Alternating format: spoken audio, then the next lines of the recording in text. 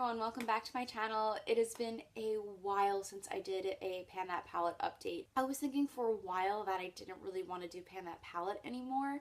Just in general, I felt so much pressure on myself to every single time I wore eye makeup to only use the Too Faced palette when I wanted to use my Manny MUA and Makeup Geek palette, or I wanted to play around with my Mini Metal Matte palette, oh say that 5 times fast, from Kat Von D, and I wanted to use so many of these eyeshadows that I had, but I felt like every time I wanted to do something I had to reach for this. So that was a toxic mindset that I didn't want to continue anymore.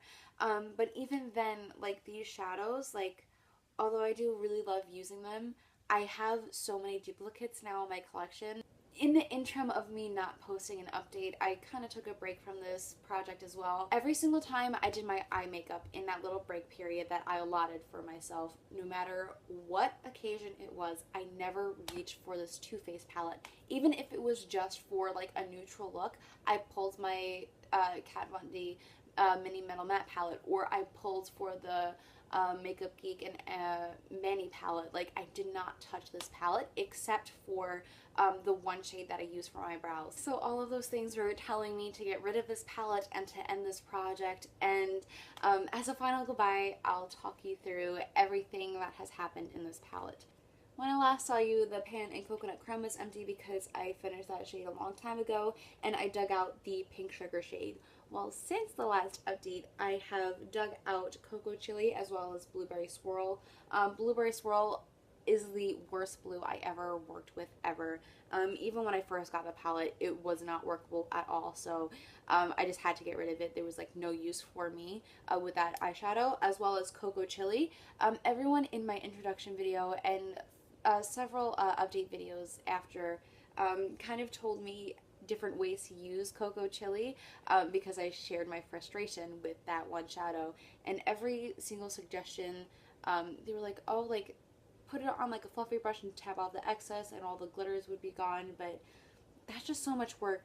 I just rather use some matte shadow Truffles, or I'd use a satin shade like Rum Raisin or Frosting. I wouldn't ever pull for that shadow, so I dug these two out.